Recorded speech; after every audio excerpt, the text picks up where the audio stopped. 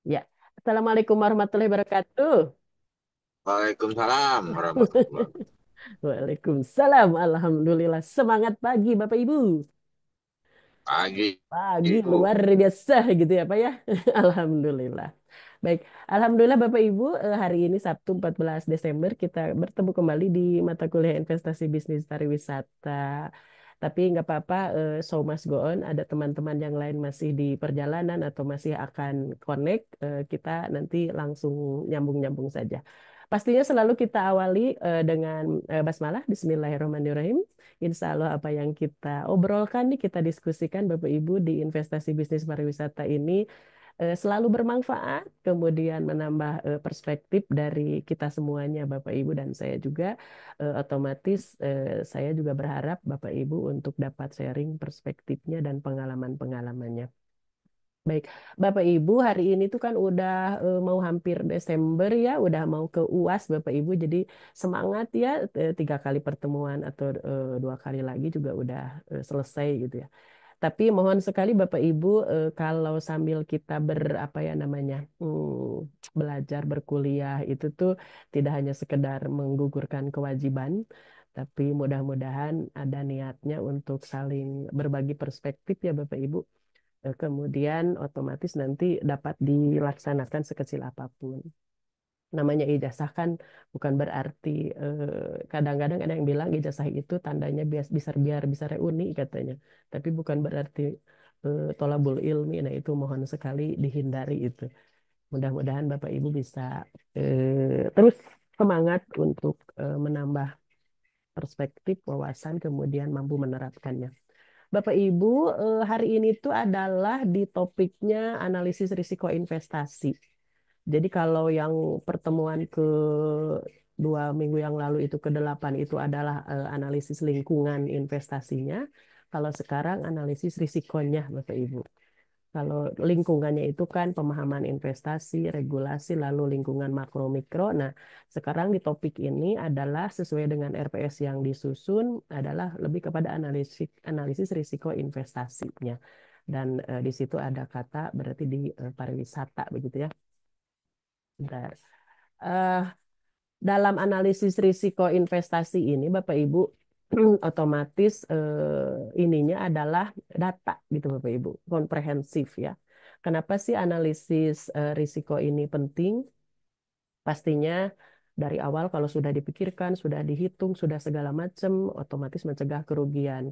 Kita ingat Bapak Ibu kalau namanya investasi itu kan sesuatu yang apa namanya dihitung untuk mendapatkan atau memprediksi keuntungan. Kemudian kemarin studi kelayakan bisnis langsung dirumuskan lagi lebih detail adalah untuk memprediksi bahwa ini layak dikerjakan, untung atau tidak gitu. Kemudian, kenapa analisis risiko ini penting? Selain untuk mengantisipasi kerugian, untuk mengambil keputusan yang lebih baik, kemudian meningkatkan peluang keberhasilan investasinya. Nah, analisis risiko investasi ini harus, di sini ada kata-kata harus komprehensif by data, jadi semuanya. Jadi landasannya adalah semuanya data atau komprehensif. Data dan informasi ya Bapak Ibu, datin istilahnya suka ada istilahnya datin, data dan informasi. Jadi kalau informasi itu awalnya berisi dari fakta, lalu fakta-fakta digabung-gabungkan menjadi data, dikelompok-kelompokkan jadi data, lalu data itu dianalisis, di apa namanya, dinarasikan, kemudian disambungkan dengan maksudnya, jadilah informasi gitu. Jadi saya suka ingat, oh informasi itu adalah berisi fakta-fakta yang sudah dikonversi ke data yang bisa dibuat untuk analisis gitu dan jadi dasar untuk mengambil keputusan atau apa ya prinsip begitu. Jadi istilah di pemerintahan atau di ekonomi itu namanya datin, data dan informasi. Jadi jangan lupa Bapak Ibu kalau analisis risiko ini data dan informasi. Nah, ini contoh kalau dari awal investasi itu saya ambilkan misalnya investasi di Indonesia nih sekarang berapa. Ini kan secara makronya ya Bapak Ibu. Ternyata 2024 tuh udah 1.650 triliun katanya untuk investasi.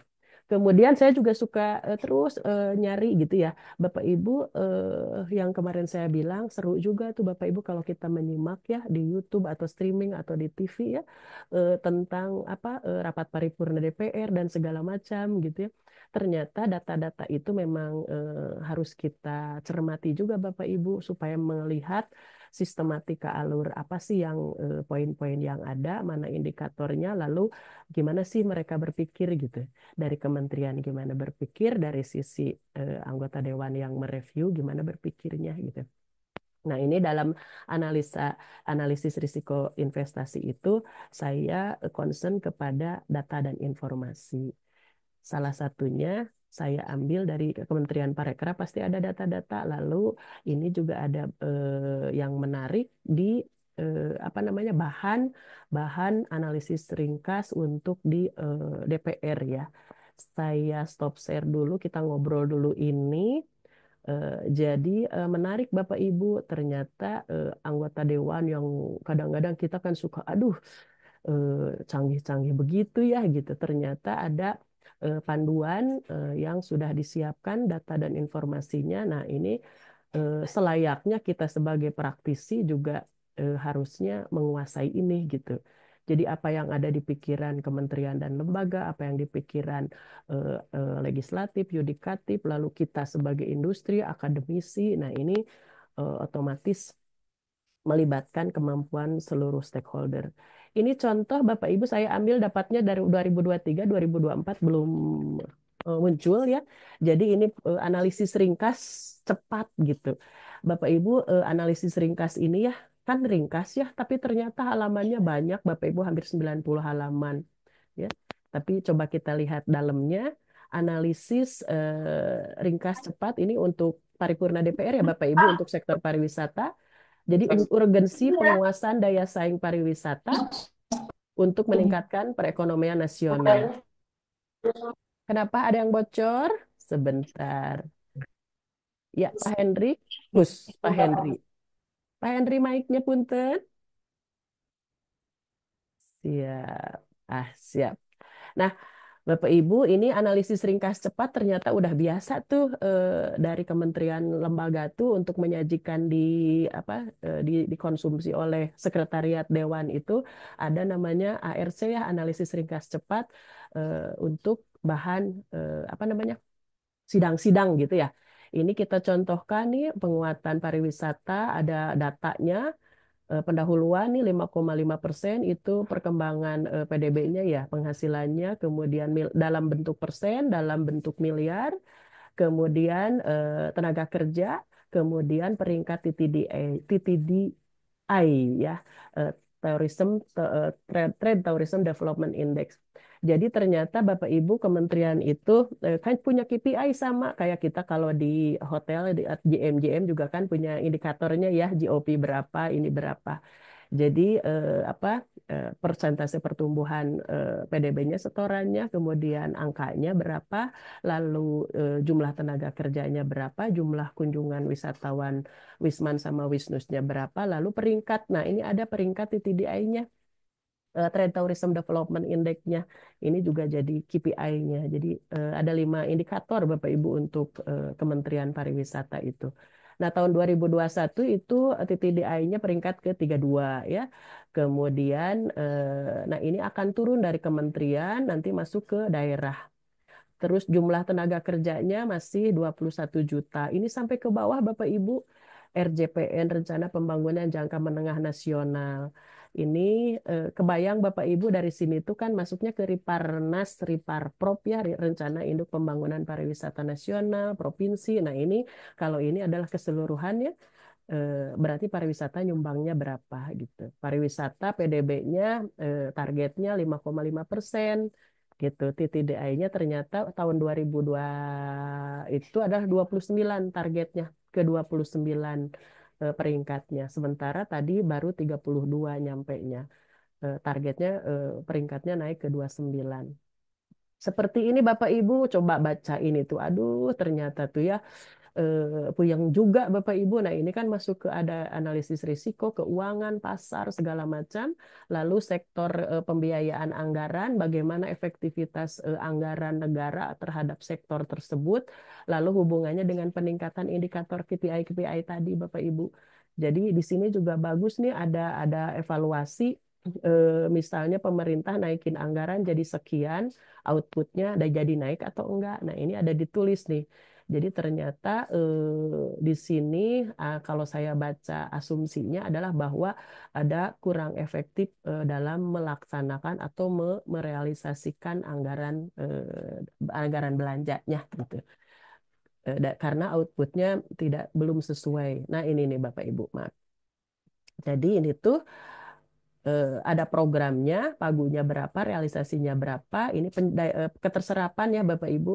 Jadi kadang kita kita berpikir sekarang antara anggota dewan sama kementerian inilah isi isi pembicaraannya. Nah, kita sebagai akademisi dan industri menyoroti ini poin-poinnya, ini termasuk ke bahan data analisis Bapak Ibu.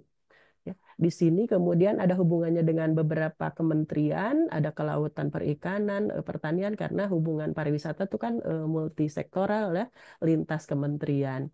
Nah, ini anggaran harus berapa sampai ke bawah. Saya lihat ke bawah dulu ya Bapak Ibu.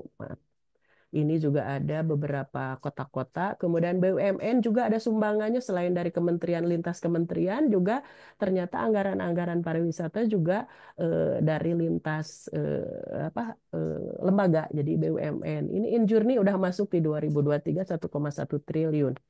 Nah, ini tuh berarti bagaimana sih korelasinya dengan pariwisata. Injurni ini terutama di transportasi udara ya Bapak Ibu untuk yang angkasa pura dan pesawat-pesawat begitu ya. Kemudian ini sektor pariwisata ke bawah, lalu anggarannya bagaimana? Nanti Bapak Ibu sudah ada linknya juga di materi. Bapak Ibu tinggal di apa namanya diperdalam. Kadang-kadang membaca ini nanti harus eksekusinya juga gimana, kita juga saya sendiri ya terutama ini teh maksudnya yang mana nih poin-poinnya dari sekian ratus halaman gitu.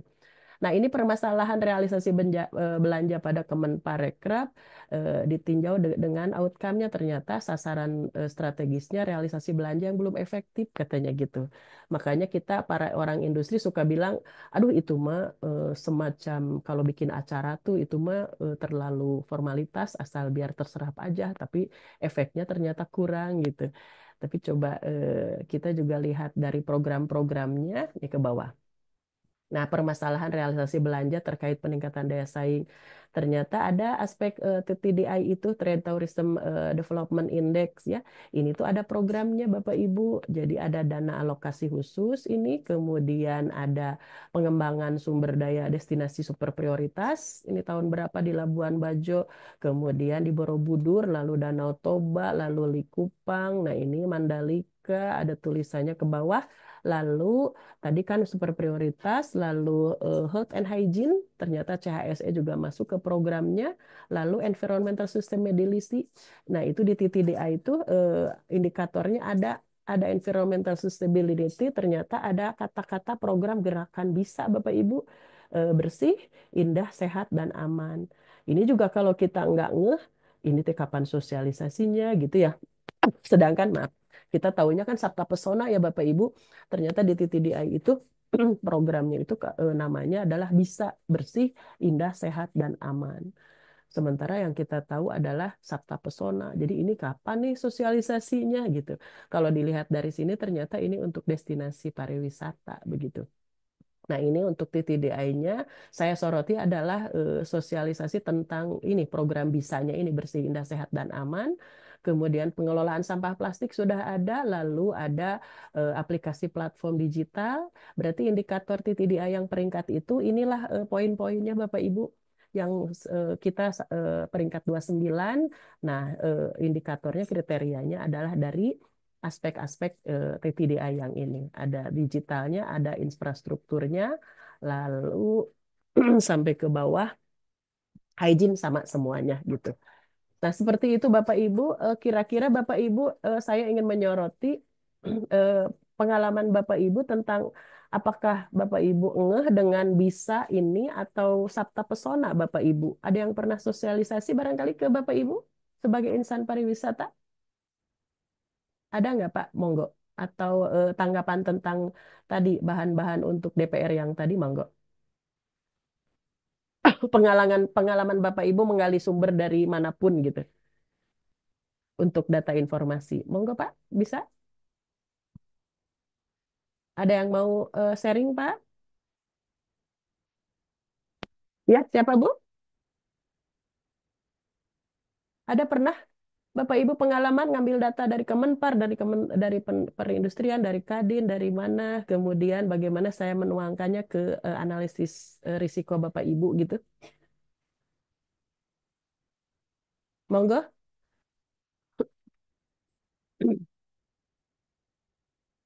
Ada Pak Denny, barangkali Pak Denny Bahyudin, Pak Faizul, Pak Sahrom.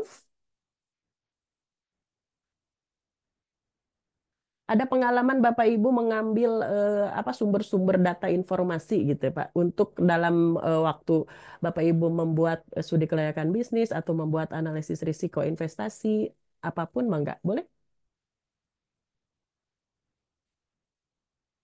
Ada Pak? Siap. Izin Bu, Mangga Pak Andi, siap. Sok. Mangga Bapak ada pengalaman atau nepi kumaha atau nepi pandangannya silahkan. kalau saya ketika kalau lagi buat kajian Bu Mm, untuk studi kelayakan bisnis ataupun apa memang suka ambil dari beberapa sumber. Salah satu mm. yang sering saya minta data itu dari dinas BTS Bu, Badan Statistik Oh ya. itu badan Mm-mm. dari situ Bu. Gitu dari situ semua apalagi tentang perhotelannya juga ini. Kalau saya di perhotelan di situ udah cukup banyak Bu yang Siap, bisa penunjang untuk analisa Bu di situ. siap, siap. Jadi dari Biro Pusat Statistik ya, berarti data-data banget itu ya? Iya betul betul Bu betul Bu Ya, bagus ya. sudah jelas validasi gitu Bu datanya gitu Bu. Ya. BPS 2024 katanya kemarin udah muncul juga ya? Ada beberapa sudah muncul juga Bu ya. Bu Ya, udah muncul. ya, Iya. Oh, Bu, Bunten ada ganti menuju di sekolah menuju sekolah putra. oh, siap, nggak apa-apa. Tapi Pak Andi maaf, kalau tadi Ya, lihat lihat iya, materi yang iya. lihat tentang ini nih, apa analisis ringkas cepat yang kayak di DPR, di Kementerian DPR gitu ngadongengnya, item-item sekian halaman. Kira-kira bagaimana menurut Pak Andi? Kalau yang untuk Anissa, Bu, kan ya memang untuk studi kelayakan di pariwisatanya memang harus anggap dari saya apakah memang Pak Wih, Gaus sama siapa nih? Gangguan terus Bu, maaf. siap. Baik, nggak apa-apa. Emang rada-rada ini habis kena hujan kayaknya. Saya lanjutkan kembali. Terima kasih Pak Andi ininya apa namanya sharingnya. Saya masuk sebentar. Emang rada-rada ini ya sinyal habis hujan kayaknya ada gangguan di beberapa titik mungkin ya. Saya lanjutkan dahulu Bapak Ibu ya. Siap. Jadi dari tadi itu saya ingin menyampaikan ke Bapak Ibu bahwa maksudnya kalau untuk analisis risiko bisnis itu jangan lupa kedalaman dari komprehensif data dan informasi dan dapat diambil dari sumber apapun. Tapi yang memang tadi dari Pak Andi itu Biro Pusat Statistik memang pasti itu BPS ya. Dan saya sajikan tadi ternyata ada sumber dari Kemenpar, dari DPR Perbincangan dan lain itu akan memperkaya apa namanya bahan gitu ya. Bapak Ibu, ini saya masukkan ke alur analisis risiko investasi. Jadi pertama identifikasi risikonya dulu, lalu setelah diidentifikasi, lalu lakukan analisis probabilitas dan dampaknya. Jadi seperti diketahui kan analisis risiko itu probabilitas kemungkinan terjadinya, kemudian dampaknya atau impact-nya. Dua dua kriteria itu yang yang dimunculkan ya. Analisis probabilitasnya dan analisis dampaknya, lalu dievaluasi risikonya, lalu dikembangkan strategi mitigasinya, kemudian diulang lagi. Jadi alurnya tuh memang berulang Bapak Ibu. Karena pasti segala sesuatu kan kita tuh kondisinya dinamis ya. Jadi pasti lagi identifikasi lagi, ada berubah lingkungan makronya bagaimana, berubah lagi, berubah regulasi, berubah lagi gitu. Jadi makanya alurnya adalah ini berupa lingkaran yang tidak terputus. Jadi setelah identifikasi risiko, lalu analisis probabilitas dampaknya, lalu evaluasi risikonya, lalu dikembangkan strategi mitigasinya, lalu masuk lagi ke identifikasi. Itu begitu. Metode analisis risiko sebetulnya sama dengan analisis investasi lingkungan itu yang SWOT, Pestel, Monte Carlo, dan Matrix ya Bapak Ibu. Ini saya tidak bahas detail karena kan sudah diobrolkan di sesi yang lalu. Kemudian eh nah, kenapa sih apa pertimbangan lingkup untuk analisis ini? Berarti yang harus dianalisis itu ada potensi pasar dan pertumbuhannya. Bagaimana sih analisis pasar, permintaan musimannya bagaimana, lalu persaingannya bagaimana. Kemudian dianalisis lokasi dan infrastrukturnya, bagaimana aksesibilitasnya, bagaimana infrastrukturnya, bagaimana atraksi wisatanya. Jadi kalau lokasi dan infrastruktur itu kan kalau di destinasi yang kemarin saya bilang 3A ya Bapak Ibu, aksesibilitas, amenitas, dan atraksi. Itu yang di analisis ya, apakah sudah di mana gitu ya posisinya. Kemudian ke potensi kegunaan regulasinya, perizinannya bagaimana, insentif dari pemerintahnya bagaimana, lalu stabilitas politik bagaimana. Kemudian dianalisis juga risiko investasi. Ada yang bocor Pak Gibson? Ininya masuk sebentar. Terputus lagi ya Bapak Ibu ya. On off. Ternyata hujan Bapak Ibu.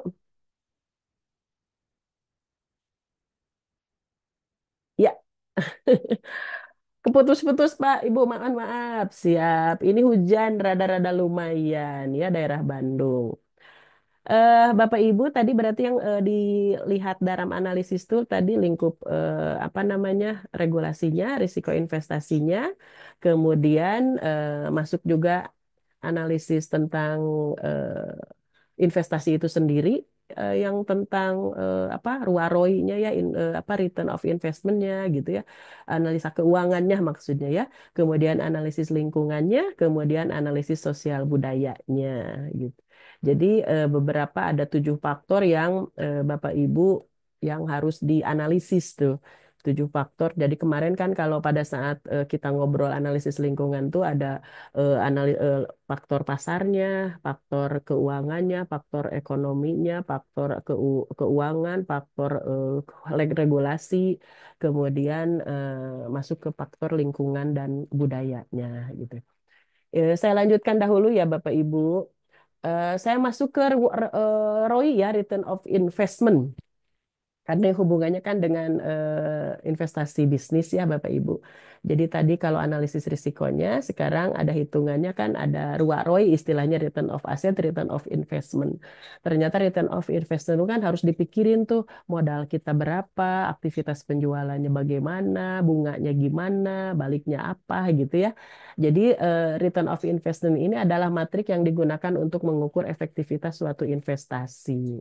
Jadi kalau dari rumusnya itu adalah seberapa besar keuntungan yang diperoleh dari suatu investasi dibandingkan dengan biaya yang dikeluarkan. Ini secara definisinya ya Bapak Ibu.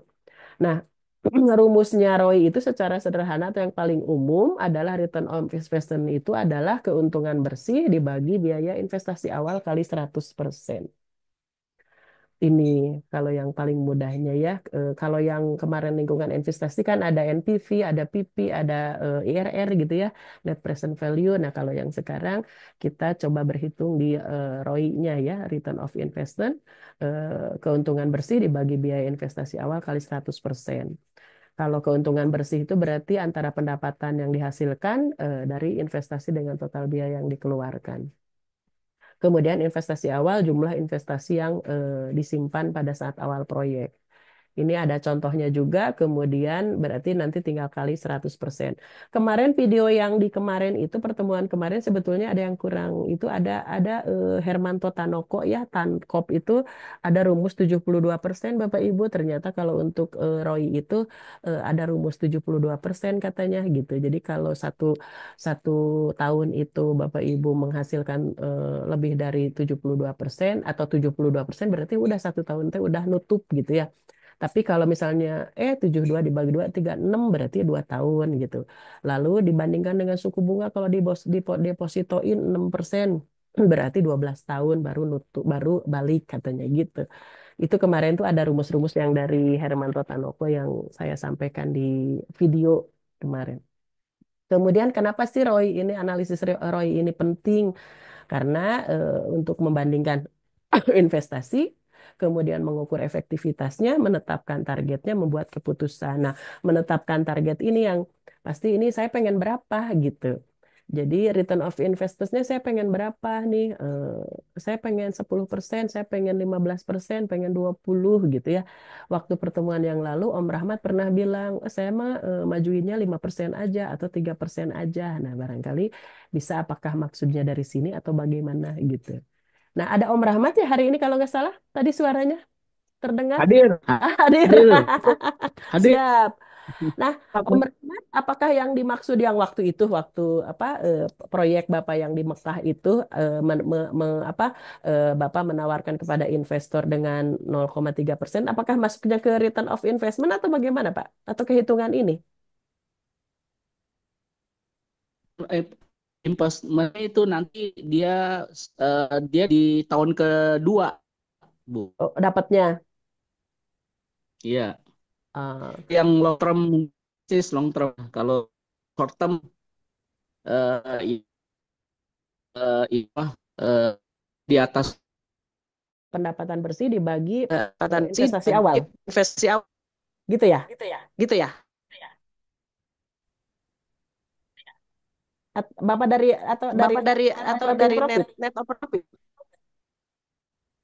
dari keuntungan bersih, Bu, net profit. Oh, dari net Oh, profit. dari net profit. Hitungannya. Hitungannya. Recording in progress. Big in progress. Big in progress. Siap, Ini siap. positif.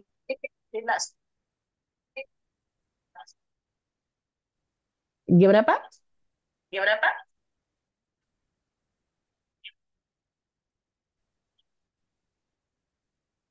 Sinyalnya tidak bagus ya? Aduh, maafkan, maafkan, maafkan. Ya, nggak apa-apa Pak Rahmat. Mohon maaf sekali Bapak Ibu emang agak ini sinyalnya on off ya. Tapi saya nangkep, oh berarti Pak Rahmat waktu itu adalah nyimpennya dari net operating profit ya, persennya bukan dari return of investment ya Pak? Ya, Siap. Jadi berarti beda indikator gitu ya. Jadi kalau secara nuhun Pak Rahmat, jadi dari secara return of investment berarti kan hitungannya tadi net laba bersih dikurangi investasi awal begitu Bapak Ibu ya. Nah, sekarang saya masuk dulu Bapak Ibu, mumpung sinyalnya rada-rada ini. Sebentar, ini sinyalnya mana ya? Ya, ini masuk ke analisis ya. Analisis risiko itu adalah ada risiko bisnis tunggal, ada risiko bisnis portofolio Bapak Ibu. Ini saya sengaja sampaikan ke Bapak Ibu untuk alternatif ya. Risiko bisnis tunggal adalah dengan risiko bisnis portofolio. Jadi risiko bisnis tunggal ini adalah risiko yang dihadapi oleh suatu perusahaan yang hanya memiliki satu jenis produk atau layanan Bapak Ibu atau beroperasi di satu pasar tertentu saja. Risiko bisnis tunggal itu karakteristiknya adalah vulnerabilitas, istilahnya rentan terhadap kondisi pasar itu tinggi karena kalau misalnya ada sesuatu mengganggu atau berubah itu langsung ininya apa namanya berhentinya cepat gitu ya. berubahnya agak cepat gitu kalau jadi kurang stabilnya kurang. Jadi kalau vulnerabilitas itu sesuatu yang kemampuan fleksibilitas pada kondisi pasar. Kemudian kondisi risikonya ibaratnya Bapak Ibu kalau punya risiko bisnis tunggal itu ibaratnya katanya telurnya berada dalam satu keranjang. Jadi kalau ada goncangan tuh ya satu telur bisa ngejeduk, pecah lagi semua katanya gitu. Beda lagi kalau keranjangnya dibanyak-banyakin jadi yang satu pecah yang ini mah enggak gitu bareng. Itu secara analoginya. Kemudian sulit diversifikasi karena kalau diversifikasi kan untuk mengurangi risiko ya. Sementara kalau tunggal, kalau memang produk dan jasanya hanya itu saja ya emang di situ-situ aja gitu. Jadi ini risiko bisnis tunggal tuh berarti Bapak Ibu adalah perusahaan yang memiliki satu jenis produk atau layanan saja atau beroperasinya di satu pasar tertentu saja. Kalau contoh kita di hotel mah itu Bapak Ibu, kalau kita terlalu mengandalkan ke segmen mais Bapak Ibu, kan pernah waktu itu ya, waktu zaman Pak Mendagrinya siapa itu Pak Erlangga Pak siapa ya, muncul kebijakan nggak boleh meeting di hotel gitu ya. Ada beberapa tuh yang hotel itu terlalu menyandarkan ke satu segmen tertentu, mais itu meeting incentive conference exhibition terlalu bersandar ke satu mais group itu. Jadi akhirnya kalau ada kebijakan dari pemerintah mengurangi itu langsung aduh goyang gitu. Ada beberapa terjadi waktu itu di sebelum pandemi juga itu terjadi Bapak Ibu. Waktu pemerintahan pertama Pak Jokowi itu kerasa banget gitu. Jadi ini bisnis tunggal itu berarti menyandarkan ke satu segmen tertentu atau punya produk dan layanannya satu aja terbatas gitu. Jadi kalau hotel tuh hotel aja gitu ya. Kalau misalnya segmen pasarnya grup MIS aja gitu. Ya, itu maksudnya kalau secara mudahnya. Lalu ada juga yang namanya risiko bisnis portofolio Bapak Ibu. Nah, kalau risiko bisnis portofolio itu adalah perusahaan yang memiliki beragam produk dan layanan atau beroperasi di berbagai pasar. Berarti Bapak Ibu ada yang punya produknya banyak dan operasinya di pasarnya yang multi segmen gitu Pak Ibu. Jadi bisa jadi ini katanya atau loh Bapak Ibu bukan dan atau ya. Jadi bisa juga kalau bisnis portofolio tuh berarti produk layanannya sama tapi segmen targetnya macam-macam boleh atau bisa keduanya. Produk layanannya banyak, kemudian operasinya di berbagai segmen. Dan yang sekarang kita cermati rata-rata bisnis portofolio itu adalah mempunyai beragam produk dan layanan, otomatis segmen pasarnya berbeda-beda gitu. Jadi kayak kayak unsur konglomerasi lah Bapak Ibu. Kalau bisnis portofolio itu konglomerat Ini. ya. Jadi ada hotelnya, ada laundrynya, ada cateringnya, ada FB-nya. Nah, berarti kan macam-macam dengan macam-macam PT. Jadi segmennya juga berbeda-beda gitu. Nah, itu berarti bisnis risikonya portofolio. Nah, karakteristik risiko bisnis portofolio itu adalah diversifikasi risikonya tersebar pada berbagai lini bisnis. Jadi kalau ada penurunan bisnis di satu sektor, bisa menopang sektor yang lainnya, usaha yang lainnya. Subsidi silang gitulah kalau kita bilangnya Bapak Ibu ya. Lalu stabilitas kinerja perusahaan cenderung lebih stabil karena tidak terlalu bergantung pada satu faktor tunggal. Kemudian opsi manajemen resikonya, perusahaan memiliki lebih banyak fleksibilitas dalam mengelola risiko, seperti mengalokasikan sumber daya bisnisnya, mana yang core bisnis, mana yang second, mana yang suplemen gitu ya. Jadi biasanya konglomerasi itu suka ada core Nggak bisnisnya ada. apa, tapi ada pendukung-pendukungnya Ini gitu. aku pakai Ada tim usaha-usaha pendukungnya gitu. Pak Ade, Bu Eka, ini nggak ada. suaranya suaranya bocor ya. Siap. Bapak Ibu untuk risiko bisnis tunggal dan portofolio ini pasti Bapak Ibu sudah banyak nih yang udah holding, yang banyak sekali usahanya. Contoh kemarin Pak Andi kan dari emas, berlian, kemudian ada butik fashion, kemudian ada hotel dan restoran, lalu ada kuliner. Berarti kan ini ke bisnis portofolio gitu. Kemudian ada juga beberapa yang kalau tunggal berarti ya usahanya satu jenis aja gitu ya. Nah, ini lebih kepada kalau sekarang itu adalah banyak yang diambil pengusaha itu bisnis portofolio Bapak Ibu, karena tadi untuk mengelola volatilitasnya supaya tidak fragile ya, cepat apa namanya, terganggu gitu. Jadi ada subsidi silangnya, kemudian meningkatkan peluang sukses, sukses, kemudian mencegah kegagalan total. Nah, jadi maksudnya dari portofolio itu ada ada kata mencegah kegagalan total. Jadi kalau diusahakan mungkin strateginya mana yang core business, mana yang secondary, mana yang supporting, kemudian mana yang istilahnya pendukung saja gitu. Kadang-kadang konglomerat tuh kan begitu dari hulu ke hilir, tapi yang utamanya apa? Nah, biasanya yang bagus tuh sebetulnya kan satu linear gitu, inline. Kalau pariwisata, pariwisata semua, tapi kadang-kadang kan suka ada nyebrang, ada yang ke rumah sakit, ada yang ke perbelanjaan. Nah, itu juga sah-sah saja. Itu kategorinya risiko bisnis portofolio Bapak Ibu. Kemudian kapan waktunya kita diversifikasi bisnis atau portofolio? Itu tepat ketika pasarnya tidak stabil, kemudian bila ada ancaman terhadap bisnis utamanya, bisa core bisnisnya gitu. Kemudian untuk mentingkatkan pertumbuhan. Jadi hati-hati, tapi kalau untuk mau diversifikasi bisnis itu juga harus diperhitungkan, jangan sampai terlalu membebani istilahnya.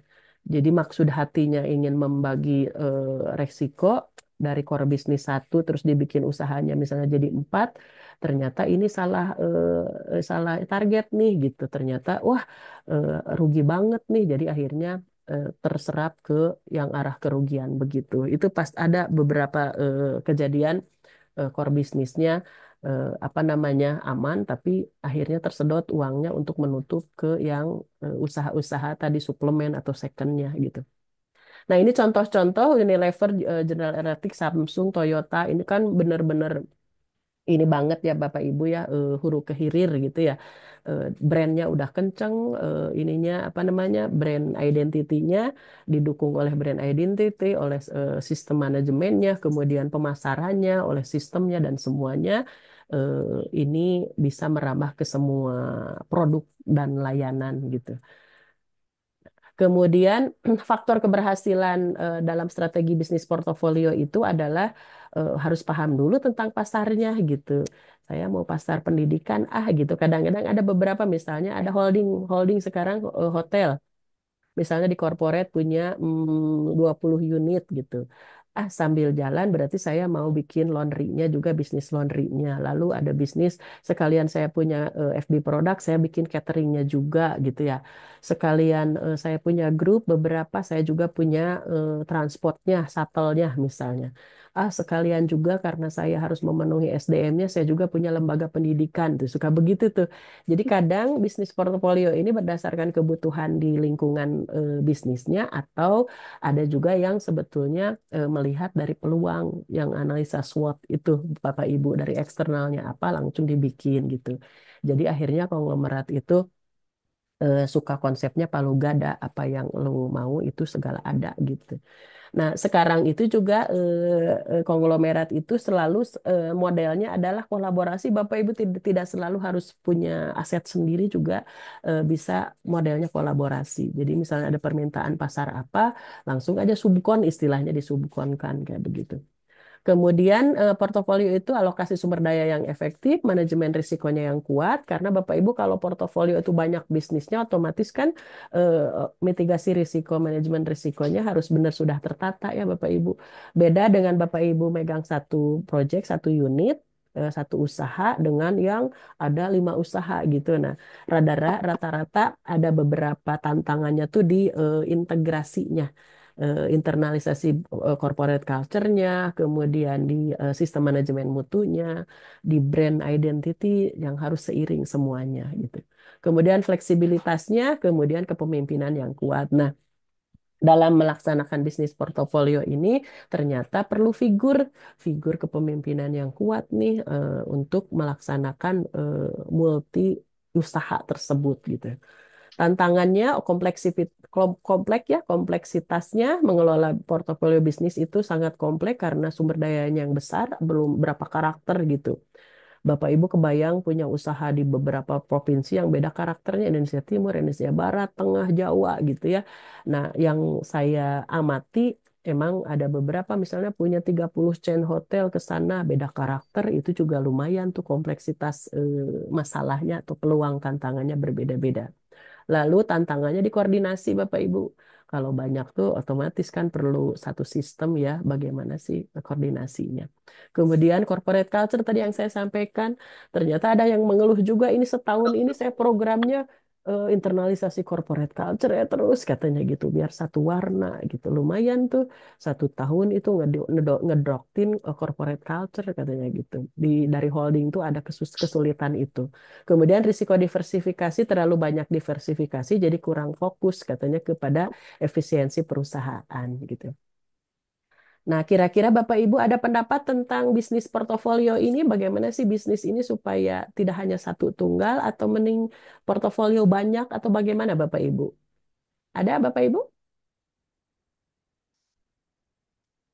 Ada pendapat untuk bisnisnya tunggal atau bisnis portofolio plus minusnya di mana dan pengalamannya seperti apa, bagusnya bagaimana? Monggo Bapak Ibu bisa sharing. Ada Om Rahmat aja boleh? Om Rahmat, selain di travel apalagi Bapak berbisnisnya? Rintis ekspor impor, Oh, ekspor impor. baru Siap. ekspor impor, nah, baru merintis. Merintis berarti travel perjalanan ya, usaha perjalanan, kemudian ekspor impor. Ekspor impornya apa? Barang barang konsumsi atau Jadi apa, Pak? kita ke ini kayak Bumbu dapur, bumbu misalnya bu, bumbu merah, bumbu kuning gitu. wih, gaya. Wih, Itu dalam beda-beda PT, Pak, beda beda bendera atau satu atau ada KBLI-nya? Beda-beda ya pasti ya. terus juga memperkaya produk-produk kita, jadi jangan semua produk kalau menguasai apa menguasai produk knowledge-nya, misalkan kalau bumbu dapur itu saya atau maksudnya plus minusnya gimana, kelebihannya kayak kulaga kita gimana, tingkat kekeringannya, terus lebih ke air juga kita mesti lainnya juga kalau ada keleset Oh, siap, siap. situ air. Iya. Berat Tapi tapi semacam ya. agregator loh. Oh, gitu ya. Ini sinyalnya. Siap, siap. Terima kasih, Pak. Tapi salah satu Sinyalnya. misinya berarti NIB-nya dipisah ya, Pak? Atau tersendiri ya? Recording stopped. Ya, terpisah ininya. Ya. LC sistemnya kerjaan kita banyak, cuman nanti yang berputar. Jadi kita bikin day payment lah, kita kasih DP 50%. Begitu masuk DP kita belanjakan, terus kamu apa sih bill of kita dia harus persen pembayaran kita dokumen si Siap, siap. kasih. Berarti dengan sistem ya semuanya. Baik. Berarti Bapak udah punya 2 usaha. Nah, tadi kan berarti ada bisnis risiko bisnis portofolio ya, Bapak. Berarti ada kayaknya yang itu aja buat travel sama ekspor impor, saya lebih fokus aja kedua itu karena memang kalau bukan bidangnya kalau di dalam bahasa hadisnya dolu adolu bisa akan rusak kan gitu. Kalau kebenaran kan sekali mengayuh Iya, sekali mengayu 2 pulau terlampaui karena ini kan sekalian ada networking di Timur Tengah itu yang saya Bet- coba garap itu, Bu. Betul, berarti Betul, berarti instingnya jalan instingnya ya, jalan ya, Timur Tengah Timur Tengah jalan. Oh, jalan, berarti oh ada berarti peluang ada itu peluang gitu ya. itu gitu ya. Betul. Siap, siap, Siap, siap. siap, siap. Sekali dayung, dua Lidayuk dua pulau pulau terlampaui. Betul terlampaui, sekali, betul Pak. sekali Pak. Berarti Bapak Berarti masuk ke bisnis masuk ke portofolio bisnis nih, portfolio lebih dari satu lebih ya. dari satu ya. Ya, Siap, baik. Siap, baik. Baik, hatur nuhun Pak Baik, hatur Rahmat. nuhun Pak Rahmat. Bapak Ibu, ini Pak siap. mohon Ibu maaf sekali, apa sekali. namanya ya? Ya, apa sinyal-sinyal agak kurang merestui. Satu lagi terakhir Bapak Ibu untuk analisis risiko ini kan memang ada perlu kejelian ya kadang-kadang ada strategi Dua, berinformat gitu ya Bapak Ibu. eh, masuk apa namanya contoh yang Hairul itu yang saya bisa share adalah saat Pak seorang Hairul beli detik.com yang lalu Pak Hairul Tanjung beli detik.com belum itu sekitar miliar misalnya nya akan booming di televisi dan segala kasihkan dan sekarang berpikir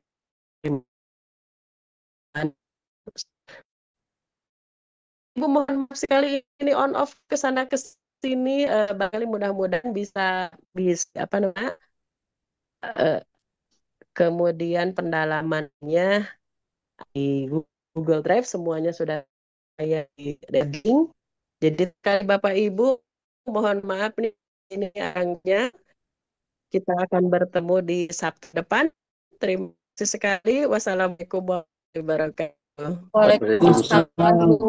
Terima kasih. Sinyalnya Gitu. Bapak Ibu. Terima kasih. Ya.